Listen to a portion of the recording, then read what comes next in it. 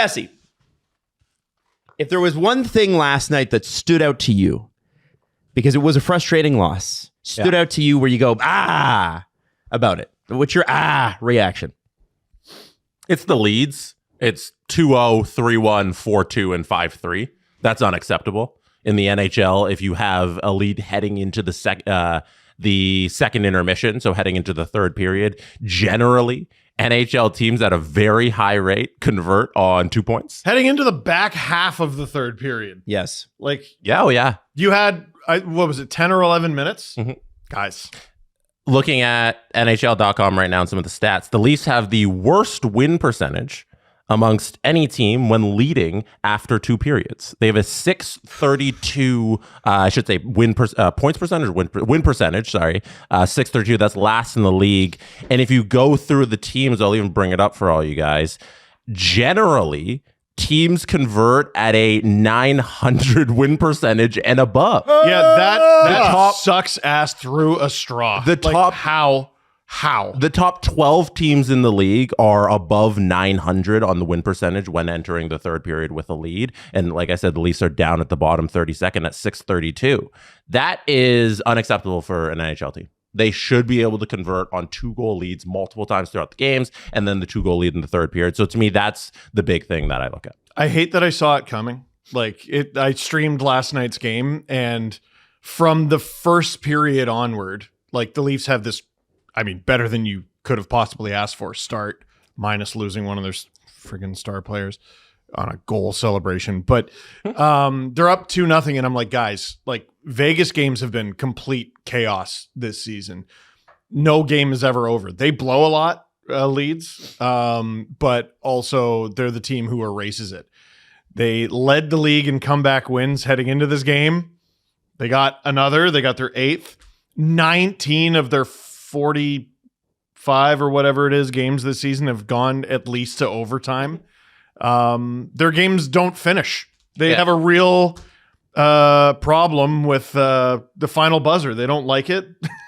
So they avoid it as long as they possibly can. And you're right in that you could see it coming, because it reached a certain point in that third period where the ice just completely tilted the other way, and it felt inevitable that they would get the goal. And then they did get the goal, and I thought the Leafs saved themselves with the challenge. I thought, that was the goal. That was the one that was going to do it. And then they just got lucky, to walk away with 2 points. And then after that, they blow it once again. I was like, you guys, you can't do that. I just want to talk about the called back goal for a second. Sure. Lost in I think it was Dorofeyev that was offside. Yes. Offside and scored, right? Lost in that was the abysmal coverage by Philip Myers. And I understand that this guy is one of the bottom 6 of the 12 defensemen that they use.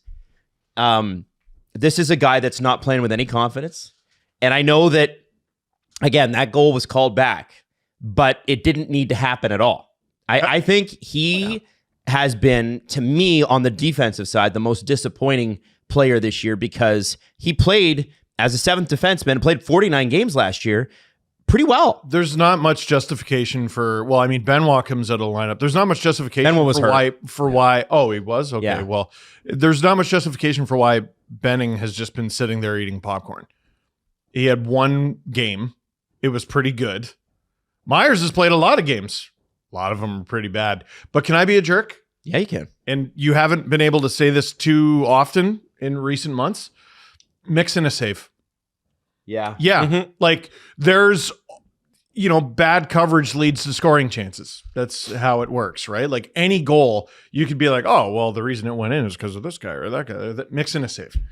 Hildeby was not good enough in the Utah game. Not even close. No. But, the whole team was abysmal. Vegas, Leafs gave you 5. Mix in a save.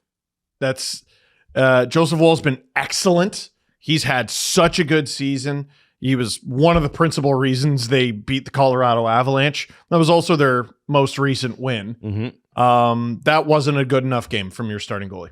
All right. And I don't know how many points of contention about this game you want to hit on, but Easton Cowan, don't take a penalty. Oh my God. Can't do that late in the game. That's a bad penalty. Could not believe he played another shift. Well, that game, I said that to Nat, my wife. I was like, he can't, after that penalty, he can't play again tonight.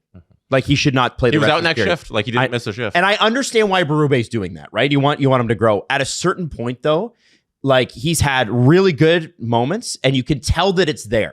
You can tell that the skill is there. You can tell that the drive is there. He's going to figure it out. But you do sometimes need to say, this is a close game, and a penalty like that is straight up carelessness. That's unfocused. It's bullshit. And you saw Berube on the bench. They went to him, and he was furious. You can't take an offensive zone penalty in a game like that. Producer Drew is like, that's like when you mess up and you don't want to go home. Yeah. All I can think about is when I'm getting grounded. I got a speeding ticket once, and so I stayed at my job 3 extra hours unpaid. Yeah. I didn't want to go home. That skate back to the bench. Scary. No thank you. Berube mentioned it in his post game too. I don't know if you want to play it, but Yeah, let's do it. he mentioned that as one of the points too. Just a couple mistakes in the third period. I mean, we give up a 2-on-1. You know, we take a penalty. No need for that penalty, and they scored again. And then, the goalie out. I mean, It's a couple words, but him saying no need for that penalty is huge. He would not directly call out a player's mistake unless that's something he felt was very consequential to the outcome of the game. 195 feet from his net. Also, when he saw it on the bench on the replay, he was like, I could read what his mouth said. He said, Jesus fucking Christ. So I think that's a bit of a downgrade for how he actually feels. And I could play the rest of it. Please. yeah, we just the tying goal. I mean, it's tough. Like we have a broken stick and you can't cover everybody. So that was a tough play, but 7 seconds. But we didn't finish them off. I think we can probably do a better job in the third period of just managing a little bit better than we did. We can't give up that 2-on-1, and there's no need for that penalty either. Well, how would you describe He That's mentioned it 2 twice. times. Yeah. I tell you what, tomorrow night against Winnipeg, Easton, now might be a best time for the best game of your life. Yep. He is. If William Nylander wasn't injured, he might be a Marley today.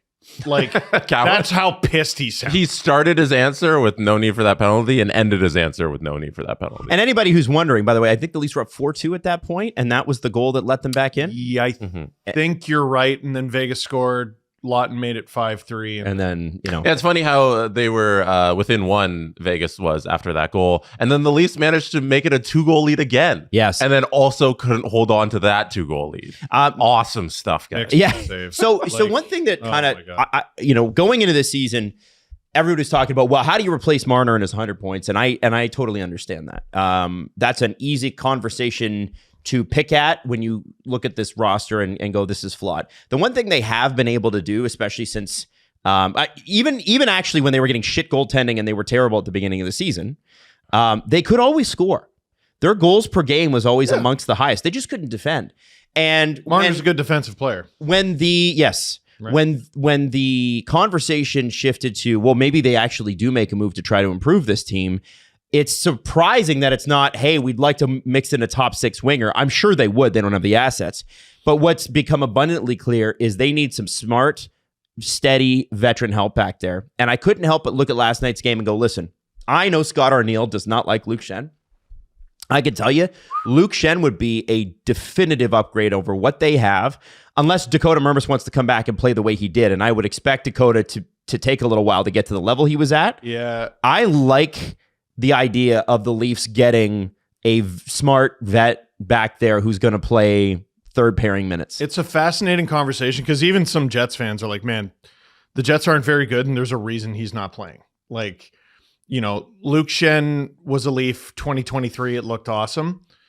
It's 3 years. A guy his size at his age, the amount of miles, that's an eternity ago. Yep. Right? It is. Don't necessarily expect the guy from a few years ago, but he doesn't need to be Riley's D partner. He needs to be better than, it would appear, Philip Myers. Or I guess Simone Benoit. Yeah. I mean, I'd like him to be, if this were an ideal situation and you can do, and Tanev's in the lineup, which he's not, I'd do Tanev, McCabe, OEL, Stetcher, Riley Schenn in a heartbeat. Dude. Or Benoit Schenn. If Tanev was healthy, their 6 is great. It's a very good group. It would be Tanev McCabe, Riley Carlo, OEL Stetcher. Yeah. That's fantastic.